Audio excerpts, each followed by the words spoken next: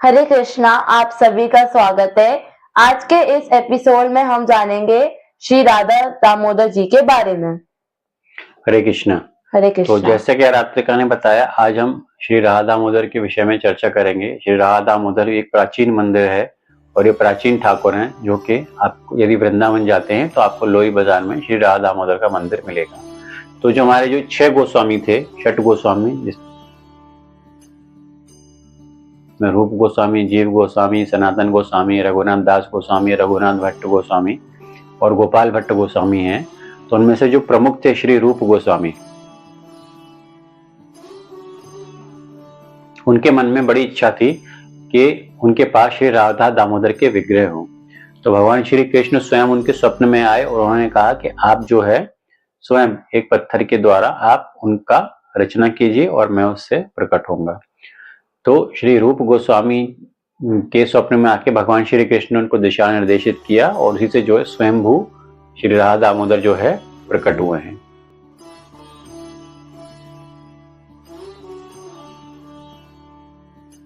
राधा दामोदर के प्रकट होने के बाद श्री रूप गोस्वामी ने उनकी सेवा श्री जीव गोस्वामी, जो कि उनके रिश्ते में नेफ्यू अर्थात भांजे रखते थे और उनके शिष्य भी थे, उनको सौंप दी, क्योंकि ऐसी ही भगवान श्री कृष्ण की इच्छा थी कि श्री रूप गोस्वामी जो है श्री जीव गोस्वामी को उनका विग्रह सेवा के लिए सौंप दें।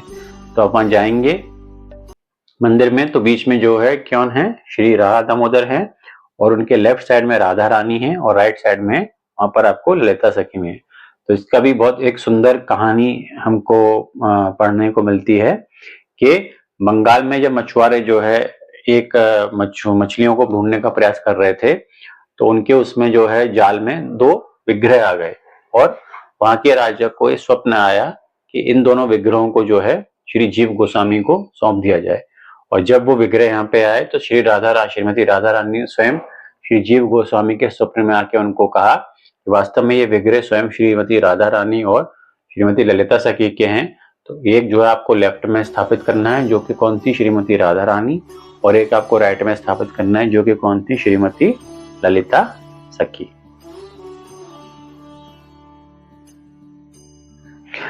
और जब आप मंदिर में जाते हैं तो यहाँ पे है, जैसे मैंने बताया कि श्री रूप गोस्वामी ने प्रकट किया और इनको श्री जीव गोस्वामी के द्वारा जो है इनकी सेवा की गई। तो यदि आप इसमें जाते हैं तो यहाँ पे आपको श्री जीव गोस्वामी की समाधि मिलती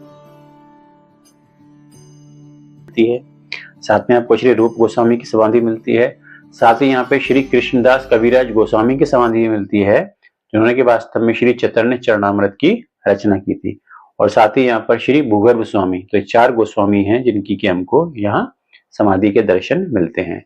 इसके अलावा यहाँ पर एक भजन कुटीर भी है। भजन कुटीर किसकी है? भजन कुटीर श्री रूप गोस्वामी की, जो यहाँ बैठ के अपनी साधना करते थे और चैंटिंग करते थे। और सबसे मुख्य बात है कि यहीं पर जो है जो इस्कॉन के फाउंडर आचार्य हैं एसी भक्तिवेदांत शिला प्रभुपाद, जब उन्होंने संन्यास लिया तो यहीं पर काफी वर्ष है। यहाँ पर आप जाते हैं तो उनकी यहाँ पे रसोई भी मिलती है आपको, और यहीं पर उनका राइटिंग रूम है। यहाँ पर बैठ के उन्होंने गीता का अनुवाद किया और यहीं पर बैठ के उन्होंने भागवतम का अनुवाद किया। तो इस प्रकार से ये जो है बहुत ही एक उच्च वैष्णव स्थान है, जहाँ पर के शिला प्रभुपाद भी रहे और उन्होंने जो है इस्कॉन की स्थापना से पहले किस प्रकार से ग्रंथों की रचना की, वो शिला प्रभुपाद ने यहीं पर की। इसके अलावा यदि आप मंदिर में जाते हैं तो आपको और क्या देखने को मिलता है, यहाँ पर आपको गोवर्धन शिला मिलती है, जिस पर भगवान श्री कृष्ण के बांसुरी का है, भगवान श्री कृष्ण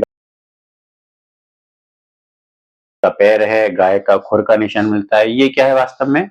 तो जो गोस्वामी थे हमारे को सनातन गोस्वामी, वो पूरे वृंदावन की और गोवर्धन की परिक्रमा करते थे, लेकिन जब बहुत ही वृद्ध हो गए तो श्री गोवर्धन ने या श्री कृष्ण स्वयं उनको एक शिला दी और कहा कि इस शिला को आप वहां पर रखिए और इसकी आप परिक्रमा करेंगे तो वास्तव में ये माना जाएगा कि आपने पूरे गोवर्धन की परिक्रमा कर ली। और यही मान्यता अभी भी है, यदि हम उसकी 4 परिक्रमा करते हैं तो ये माना जाता है कि आपने पूरे गोवर्धन की परिक्रमा कर ली। इसके अलावा आपको उस मंदिर में कुछ और विग्रह भी मिलते हैं। वो विग्रह बेसिकली कौन कौन से हैं? तो एक तो हमारे श्री राधा दामोदर हैं, एक हमारे उसमें श्री राधा माधव होते हैं, जो कि जयदेव गोस्वामी के विग्रह थे, उनकी सेवा श्री जयदेव गोस्वामी करते थे।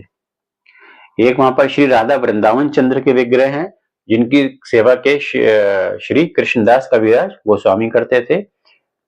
एक वहां पे राधा छल चिकन के विग्रह हैं जिनकी सेवा के श्री भूगर्भ स्वामी करते थे।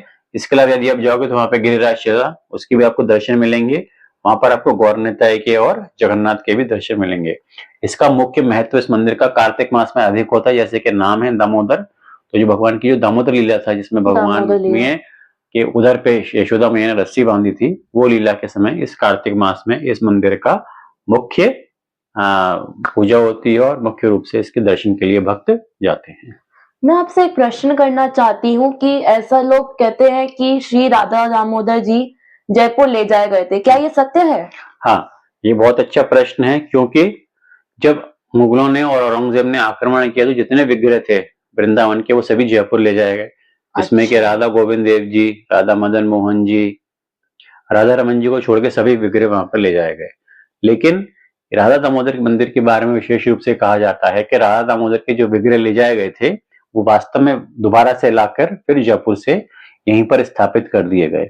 और इसका जो है हमको विशेष रूप से उल्लेख इस प्रकार से मिलता है कि जब यहाँ से ओरिजिनल विग्रह ले जाए गए थे तो उनके एक जिसको बोलते हैं उसकी छवि, यानी कि उसकी एक तरीके से उनकी दूसरी जो है एक मूर्ति के रूप में वो स्थापित किए गए, तो वो जो है साइज में छोटे थे। तो जो ओरिजिनल विग्रह जो हमें अब वृंदावन मिलते हैं वो जयपुर से दोबारा लाए गए और उनकी छवि के रूप में वो जयपुर में स्थापित किए गए। तो ये मान्यता है कि जो राधा दामोदर के जो विग्रह हैं वो वृंदावन में ही ओरिजिनल हैं और जयपुर में उनकी एक प्रकृति के रूप में वो रखे हुए हैं। क्यों? क्योंकि जो ओरिजिनल विग्रह थे उनका साइज जो उनकी प्रतिलिपि थी उनसे बड़ा था। तो इस प्रकार से मान्यता मानी गई है कि राधा दामोदर के विग्रह यहाँ से जयपुर तो गए थे लेकिन जयपुर से वापस वृंदावन ले जाए गए। तो आज के इस एपिसोड में हमने जाना श्री राधा दामोदर जी के बारे में। अगले एपिसोड में हम ऐसी कोई मंदिर के बारे में आप सबके सामने जानेंगे। मिलते हैं आपसे नेक्स्ट एपिसोड में। हरे कृष्णा। हरे कृष्णा।